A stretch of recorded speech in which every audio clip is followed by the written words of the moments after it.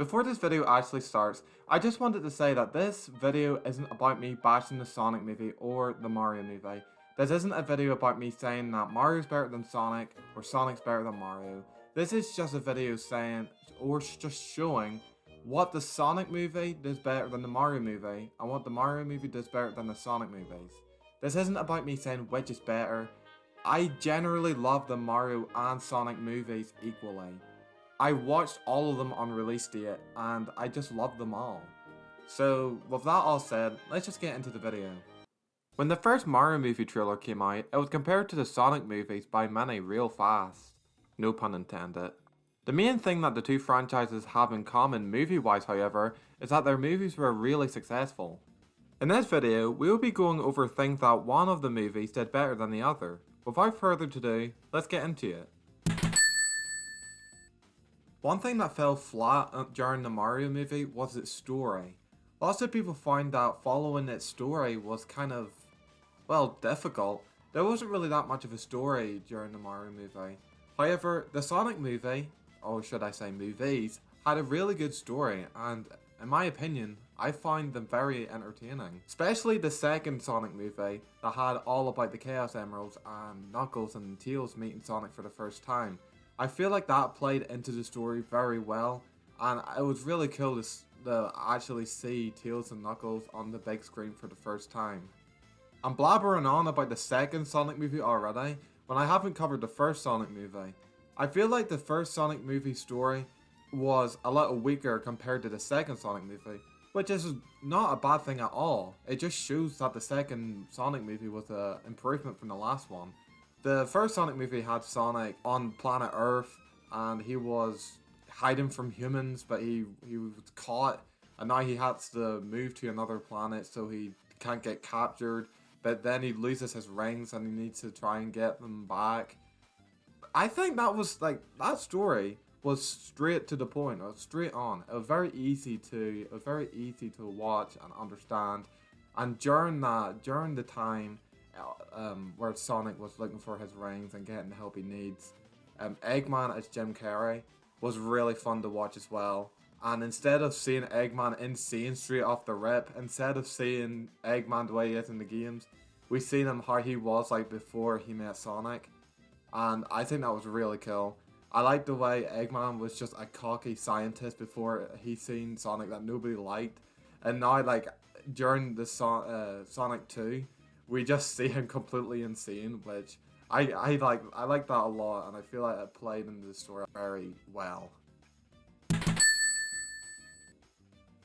When going into the Sonic movies, if there's one thing that I respect it for, is that it doesn't go extremely deep into the game lore or anything like that, as they don't do that just to make it understandable and enjoyable for people who don't know Sonic a lot in the game side, which I can see why fans didn't like the way they done that, because fans want to be completely like flabbergasted by many Easter eggs of Sonic history, but at the same time it's really understandable that they didn't do that, so they could bring in an audience who also an audience who doesn't play Sonic a lot and make them understand what's happening. And all you need to know before going in to watch this movie is that Sonic runs fast and he goes into a spinning ball. That's all you needed to know from the game to now, and it played out very well. I really like the two movies, and I felt like for somebody who doesn't know not much about Sonic, would also very enjoy the movie and understand, well, most of it. Now this is my favourite part of the Sonic movies. This is what really put it well together for me and made it so enjoyable for me to watch personally, the voices. I really love the Sonic movies' voices and casting. I feel like Sonic's voice fits well for him, and Tails and Knuckles just feel spot on. Like it just feels like Tails was just straight from the game, and that was just very, just nice. Honestly, it was good to know that Paramount didn't just decide to go. Gonna give a wee dig into the Mario movie here, but it feels like Paramount wanted as close to the game voices as possible instead of casting just very popular celebrities. I know that here's like I'm digging the Mario movie, and I understand why the Mario movie went that way because they didn't want to hear Mario's voice from the games for an hour straight, an hour and a couple of minutes straight. Which at that side, yeah, that's understandable. But talking about the Sonic movie, getting like since we've heard these characters talk a lot in the games, they got the characters assigned alike what they were in the games in the movie, and I just feel that that worked very well. And also, Jim Carrey being Eggman is Jim Carrey being Eggman. It was really good and entertaining. Let's go. Now we're moving on to what in my opinion, what the Mario movie did a little bit better than the Sonic movies. So I feel like the Mario movies was very loyal to the games. Like the amount of Easter eggs, the amount of things Nintendo brought out of Mario's history and plastered it all over the movie. It was so enjoyable. That's what made the movie so good. It was it was just so fun to see all these Easter eggs and all these like things from our childhoods on the big screen, and it was just really cool to watch, and it was also really nice to know that Nintendo know what like the audience wants. They know what their audience likes and remembers from their childhood. Let's go. The amount of characters the Mario movie had were just really amazing, really. There was obviously your normal, typical old characters that you would expect from a Mario game and movie. Mario, Luigi, Toad, Peach, Bowser, and there was Donkey Kong. And I don't want to spoil, just in case there's any of you watching this and haven't watched the movie, that there were just so many characters from other games that were, whether in the background or like referenced. It was just fantastic. And something that I wish the Sonic movie did was I just wish they brought in more characters. Like the first Sonic movie only had Sonic, and then at the end had Tails for a teaser for the second movie. And then when the second movie came out, it had Sonic, Tails, and Knuckles. Which, don't get me wrong, them characters being in the second movie were really great, entertaining, and cool. I just wish they brought more. The way they're going with it is that they introduce a couple of characters per movie. Like the first Sonic movie had Sonic, and then the second one has Tails, Knuckles, and then the next Sonic 3 movie is going to have Shadow and probably some other character. But I just wish they just brought in as many characters as they possibly could. But that's just my opinion. Maybe you guys have a different idea of the future Sonic movies, or maybe you think that they did a perfect job with the movie's characters. And the last point that I wanted to give to the Mario movie was its music. Let's go.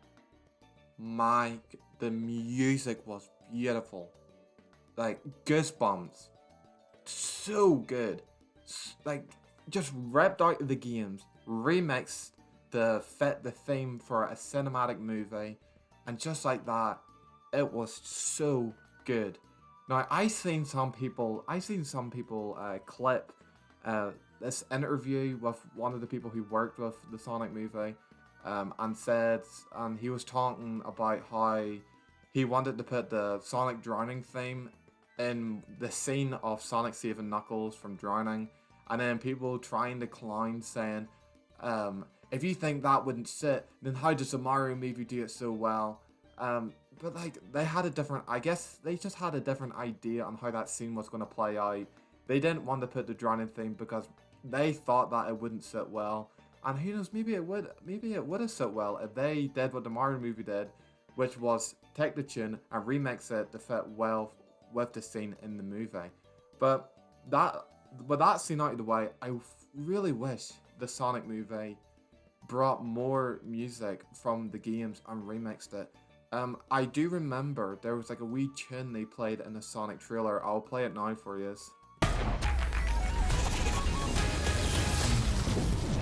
When I heard that wee tune, when I was watching the trailer for the first time, I loved that so much, and I really wish I'd seen more of that during the Sonic movies. And the last point I'm going to give I'm giving it to both the Mario movie and the Sonic movies. I just want to say they did a really good job with these designs. I love these character designs. I love Mario, I love the Sonic designs, I love Luigi's, I love Tails, I love Knuckles. I don't think there was one, I can't find one design from any of these movies that I disliked. They were just really well done. Especially for the Sonic movie. Big props to Sega and Paramount for listening to their fans for the first design. When they heard that fans didn't like Sonic's first design and they changed it to be more from the games, that was just really, it was just great. It was just really nice to see that them listening to the fans. What Sega always does, to be honest. Sega's really good at listening to their fans. In conclusion, the Mario movie and the Sonic movies are really good in my opinion. They are really enjoyable and are such a fun watch. Like whenever I see them on Netflix or like just anywhere on TV, I just want to watch them. And it's just such a fun experience. I'm not expecting Toy Story 3. I'm not expecting a big Disney project. I'm just expecting fun. This is a movie based off a game. I just wanna have fun with it. And these movies do such a great job and really give me hope for future movies about games. And I just wanted to end this off by saying, I know the thumbnail looks like a pure 2013 video of saying, who is better, Mario or Sonic? Who's going to be better? I just done that to get as many people as I could into this video to hear these words. Mario and Sonic both have successful movies, and they are really good. You can have your opinion. You can love the Sonic movies more than the Mario movie. You can love the Mario movie more than the Sonic movie. That's your opinion. And there doesn't have to be a massive internet argument over your opinion. Because no matter how far the argument goes, that's not going to change your opinion. Or, I don't know, maybe it might. Maybe someone would say, actually, and then you go like, oh, right, not that movie did do that better. Never mind, I changed my mind. I don't know how your brain works. But that's all. That was just the way I wanted to end that video off. These two characters, the two franchises are so well. And I love these movies. I love the movies equally. And you obviously have your opinion. Whether you think the same way as I do, or you like one better than the other, it's completely fine. Don't let anybody on the internet change your mind. That's all for this video. Thank you all for watching, and I'll see you in my next video.